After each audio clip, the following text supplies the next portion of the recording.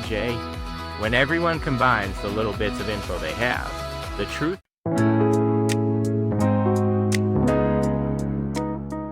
What are you degenerates doing up at this hour? Let me guess, you're just laying in bed, scrolling on your phones, mindlessly surfing the net, right? Well, you've got work or school tomorrow morning. Like I give a shit. Some of you lads are probably hiding in the toilet trying to escape reality anyway. Whatever. I'm just another burned out wage slave with too much free time. Consider this an absolute unit of a life hack for wasting time. 'Cause you're gonna listen to my bullshit today. Here's today's thread.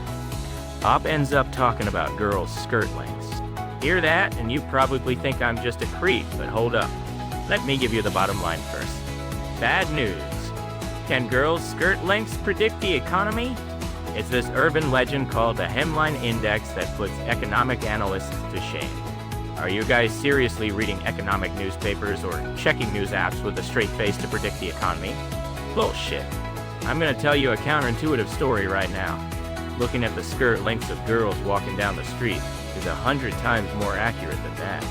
I'll break this down into 3 parts. Chapter 1. The theory of trusting girls' legs over economic analysts.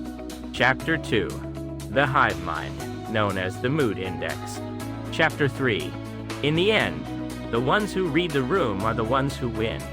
I'm gonna go in this order, so don't interrupt me halfway through saying, too long, didn't read. Clean out your ears and listen up.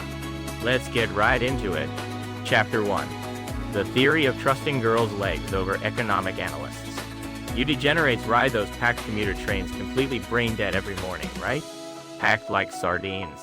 Smelling that sour old man's sweat, suffocating in that weird body heat, even though the AC is on. Absolute hell. Now imagine the doors hiss shut, and you're completely pinned. Can't even fish your phone out of your pocket.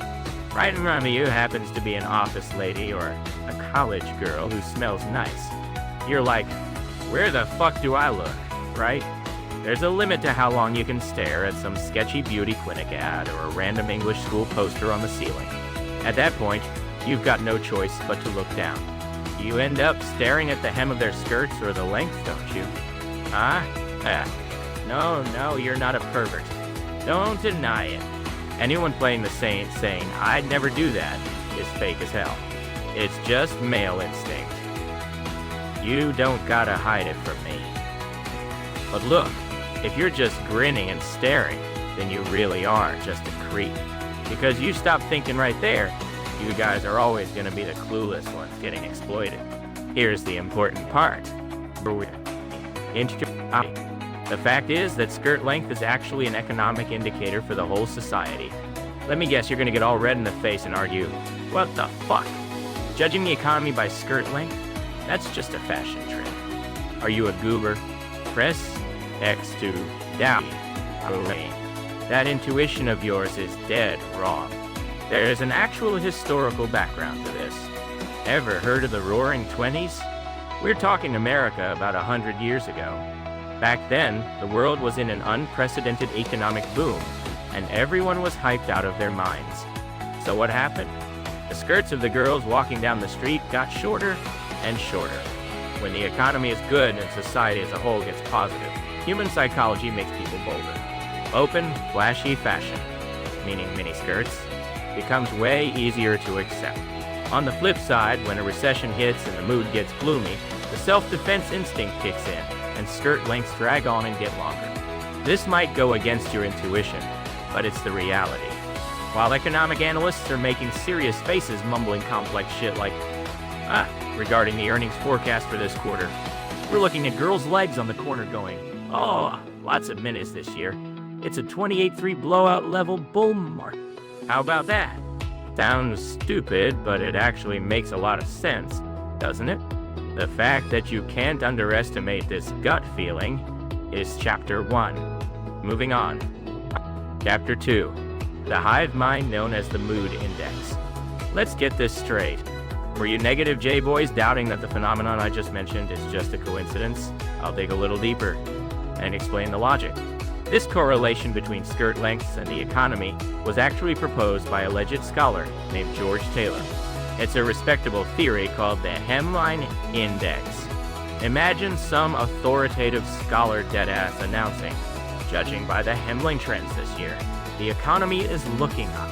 That's so surreal. I'm dead. The mechanism behind why this happens is simple.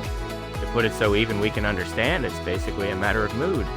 When the economy improves, an optimistic, confident vibe spreads through society like, we're invincible, bros. Well, let's get fatter, so everyone gets freed from that penny-pinching mindset. Then they want to wear flashy clothes that have less fabric, but unnecessarily elaborate decorations or use expensive material. They want to flex and get bold. Doesn't that kinda make sense? Even you degenerates get mysteriously confident right after payday. Go to the convenience store at midnight, buy the most expensive bento, fried chicken, and sweets, and go full food coma mode. It's the exact same thing.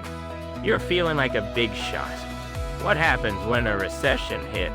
You start shivering like, I might get laid off tomorrow. My 150k yen take-home pay might drop even more. Then human psychological defense instincts kick in. Fashion is the same. People hide their skin and start choosing long, conservative skirts that completely cover their bodies. Let me guess you're gonna say, I can't trust this without statistical data. Sample size too small. Laughing my ass off, right? Are you stupid? Numbers don't lie, but liars use numbers.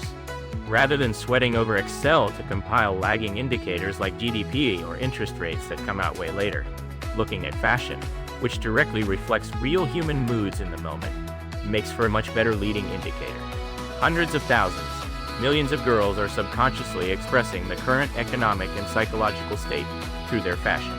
This is a literal definition of a hive mind. It's just like the doxing squads on NanJ. When everyone combines the little bits of info they have, the truth of the world reveals itself. While the smart guys are massaging data in conference rooms, the girls on the street were perfectly visualizing the mood of society with their skirt length. Damn, that's deep. Last part, right? Chapter 3. In the end, the ones who rid the room are the ones who win. How's it sound so far? Sure, there are exceptions, but I'm telling you to look at the big picture. Pants are more popular now, so it doesn't apply. Save that nitpicky bullshit. What matters is the absolute unit of a fact that the huge waves of economic cycles are connected to something as insanely private as a personal choice in skirt length. The clueless who don't know this are just gonna get exploited. The way the world moves is ultimately decided by human mood and vibes. If investors get spooked, stock prices drop. And if everyone's hyped, we get a bubble. Social game sales rankings are the same. The more hyped everyone is, the more they roll those mystery gotchas, right? That's why being highly sensitive to tiny changes on the streets, like this mood index, is way more important than some experts' confusing forecast or paper. You know why you guys are always called bottom feeders? Because you miss these little signs lying around in everyday life. But hey, you lads listening to my bullshit monologue late at night, thinking makes sense. This is educational. And laughing your asses off by yourself. You've actually got some good taste. It means you've got the potential to notice this mysterious hive mind. Well, if you genuinely believe this Hemline Index talk today, and start creeping on girls' legs in front of the station tomorrow, claiming you're predicting the economy, you're just gonna cause an incident, get the cops called, and die. It'll be a massive yikes, you really fucked up this time moment. I told you to separate feelings from facts, but you better strictly separate your dirty minds from economic analysis. If you screw that up, it's gonna be a reverse Grand Slam level disaster for your life. I'm gonna keep dropping these useless but hilarious topics on this show that let you look at the world from a cynical angle. You don't hate contrarian takes like today's, do you? If you thought it was even slightly funny, shut up, subscribe, and wait for my next idiotic analysis. Alright, dismissed. Talk too much. I'm thirsty. Anyway, I gotta get up early tomorrow too. If I stay up any longer, I'm literally done for. I'm gonna declare victory and run away. Next time, I'll be explaining wars of attrition. Later.